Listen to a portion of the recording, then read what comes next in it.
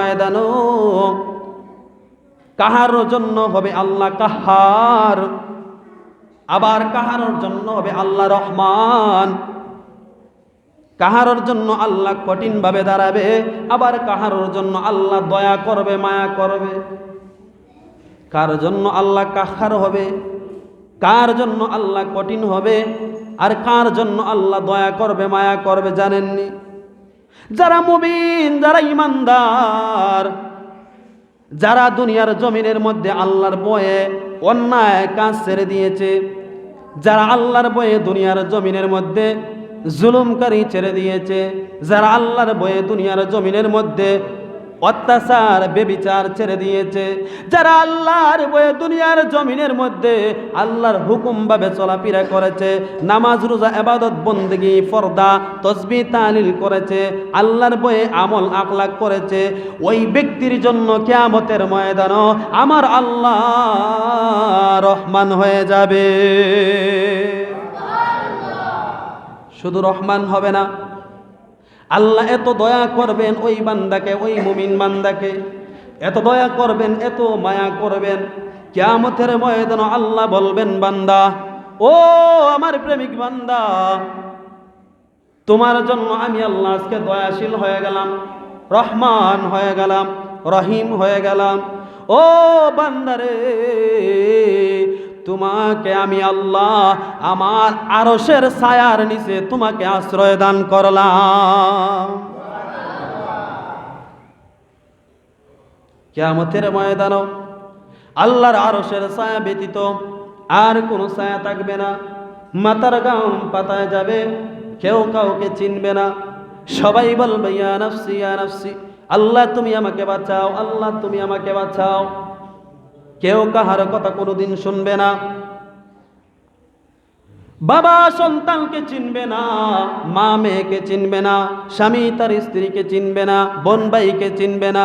আল্লাহ কোরআনের মধ্যে বলেন, ইয়াউমা ইয়াফিরুল মারউ মিন আখিহি ওয়া উম্মিহি ওয়া আবিহি ওয়া সাহিবাতিহি ওয়া বানি। আল্লাহ রাব্বুল আলামিন কত সুন্দর করে বুঝাইয়া দিয়েছেন, কিয়ামতের ময়দানে সন্তান যাবে তার বাবার কাছে, যাইয়া বলবে, বাবা আজকে তো আমি বড় বিপদের মধ্যে পড়ে গেছি, আজকে তো আমি বড় মুসিবতের মধ্যে পড়ে গেছি। ও বাবা, কিয়ামতের ময়দানে এই রুদ্রের তাপ আমি আর সইতে পারতেছি না, জমিনটা হয়ে গেছে তামা, সারাটা শরীর আমার সারাটা শরীর আমার রৌদ্রের তাপে পুড়ে যাচ্ছে গো বাবা।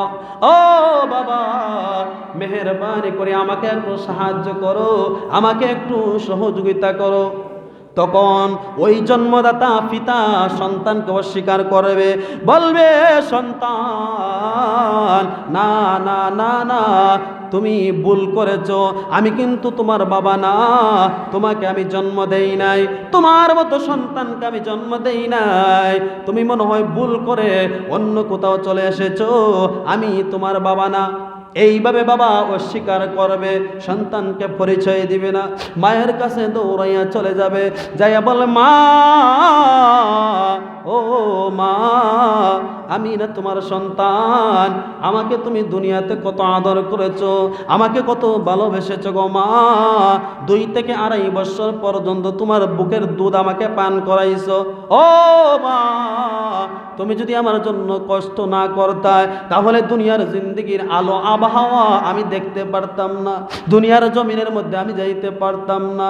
ও মা, মা গো, তুমি যদি আমাকে 10 মাস 10 দিন তোমার এই গর্ভের মধ্যে আমাকে যদি ধারণ না করতা, তাহলে আমি দুনিয়ার জমিনের মধ্যে যাইতাম না, আমি বাবা পাইতাম না, আমি মা পাইতাম না। ও মা, তুমি আমার জন্য কষ্ট করার কারণে আমি দুনিয়াতে চলে গেলাম গো মা। ও মা গো মা, তুমি নিজে না খাইয়ে আমাকে খাওয়াইছো, নিজে না পইরা আমাকে পড়াইছো, নিজে না পিন্দা আমাকে পিন্দাইছো, আমাকে বড় করেছো গো মা, কোনোদিন আমাকে দুঃখ কষ্ট বুঝতে দাও নাই গো মা।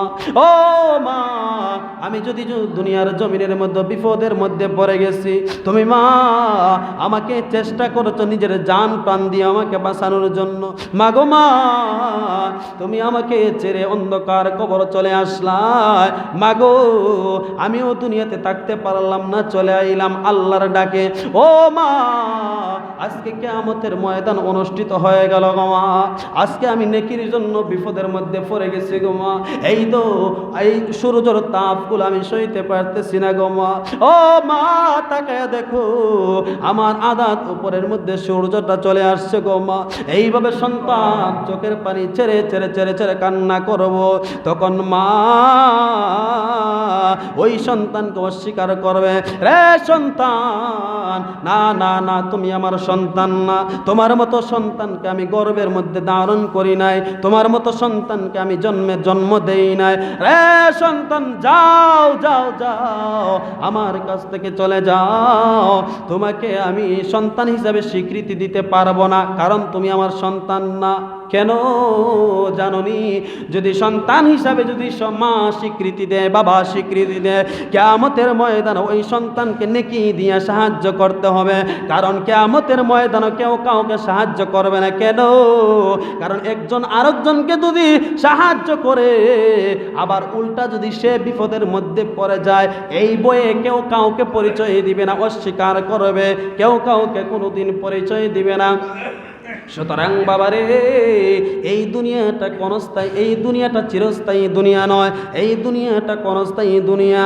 আমরা এসেছি আবার, কিন্তু আবার ওই দুনিয়ার মায়া ত্যাগ করে আমরা আবার চলে যাইতে হবে।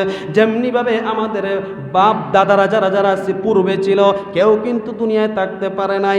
আপনার বাবা কিন্তু দুনিয়ায় নাই, অনেকের দাদা কিন্তু দুনিয়ার মধ্যে নাই, অনেকেরই পূর্ব আওলাদ কিন্তু দুনিয়ার জমিনের মধ্যে নাই। তার মানে বোঝা গেল তারা যেইভাবে যেই রাস্তায় চলে গেছে, ঠিক তেমনি ভাবে আমরাও ওই রাস্তায় চলে যেতে হবে। কথা বলেন ঠিক কিনা?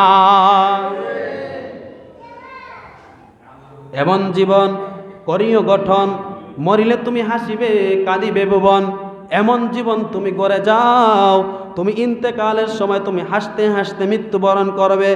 আর দুনিয়ার জমিনের মধ্যে এমন ভালো কাজ তুমি করে যাও, যেন তুমি যাওয়ার পরে যেন তামাম দুনিয়াটা তোমার স্মৃতি মনে কইরা যেন তোমার জন্য কাঁদে।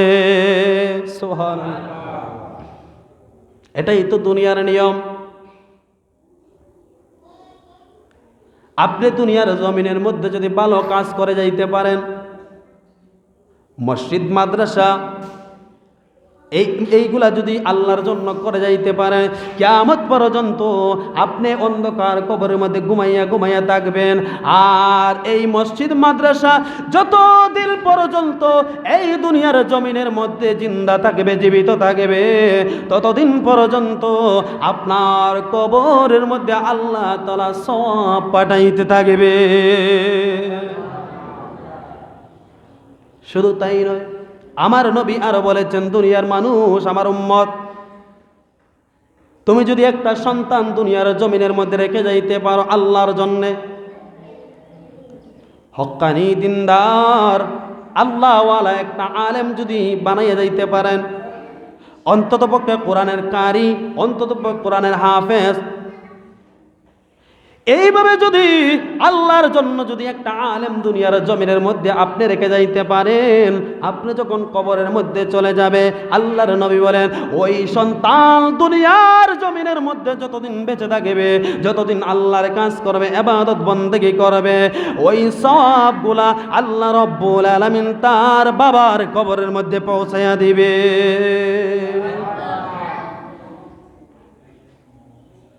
এটাই তো নিয়ম।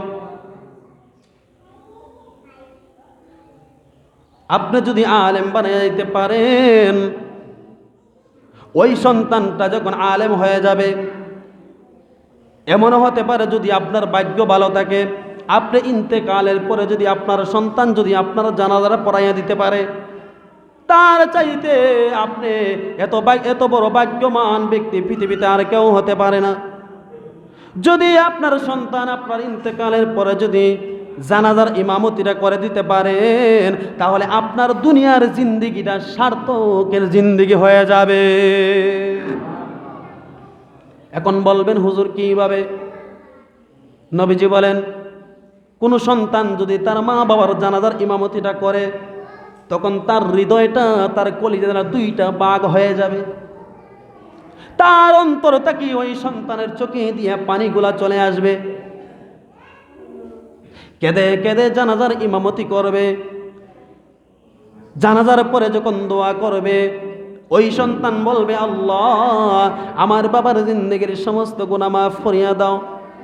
ও আল্লাহ, আমার বাবা দুনিয়ার জমিন থেকে চলে গেছে, আমার বাবার দুনিয়ার জিন্দেগির সমস্ত গুনাহ খাতা আল্লাহ তুমি মেহেরবানি করে মাফ করে দাও। আল্লাহর নবী বলেন, সন্তান যখন বাবার জন্য এইভাবে চোখের পানি ছেড়ে ছেড়ে কান্না করবে আর আল্লাহর কাছে বলবে, আল্লাহর নবী বলেন, ওই সন্তানের চোখের আগায় ওই সন্তানের নাকের আগায় চোখের পানি আসার আগে আগে আমার আল্লাহ তাআলা তার বাবার জিন্দেগির গুনাহ মাফ করে দেয়।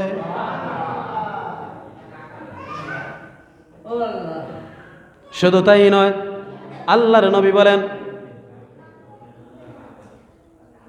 ওই সন্তান দুনিয়ার মধ্যে তাইকা যদি আপনি সত্যবাদী আলেম বানাইতে পারেন আল্লাহর জন্য, ওই সন্তান দুনিয়ার জমিনের মধ্যে তাইকা সে নামাজ রোজা করবে, ইবাদত বন্দেগী করবে, আল্লাহর কথা বলবে, নবীজির কথা বলবে, কোরআনের কথা বলবে, হাদিসের কথা বলবে, মানুষকে দ্বীনের দাওয়াত দিবে, মানুষকে বুঝাইয়া বুঝাই ইসলামের পথে আনবে, মানুষকে বুঝাইয়া বুঝাইয়া নামাজি বানাইবে, মানুষকে বুঝাইয়া বুঝাইয়া পর্দাশীল বানাইবে, মানুষকে বুঝাইয়া বুঝাই ইসলামের পথে রাখবে। আল্লাহর নবী বলেন, ওই সন্তান দুনিয়ার জমিনের মধ্যে যত ভালো কাজগুলা করবে, ওই ভালো কাজের সবগুলা আমার আল্লাহ তাআলা তার বাবার কবরের মধ্যে পৌঁছাইয়া দিবে।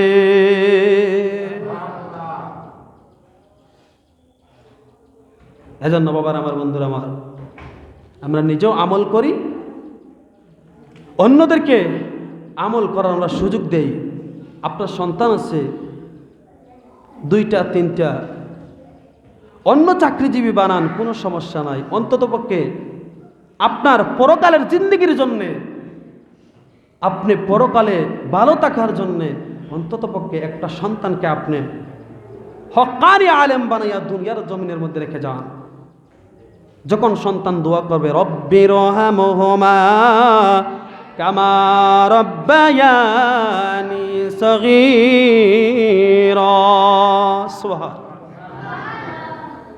আল্লাহ বলেন, বান্দা যখন সন্তান যখন এইভাবে চোখের পানি ছেড়ে ছেড়ে তার বাবা মায়ের জন্য দোয়া করবে, আমার নবী বলেন, তার মা বাবা যদি ওই কবরের মধ্যে যদি কোনো আযাবের মধ্যেও যদি থেকে থাকে, আমার নবী বলেন, সন্তানের দোয়া করার কারণে তার মা বাবার কবরে আযাব আমার আল্লাহ তাআলা বন্ধ করে দেয়।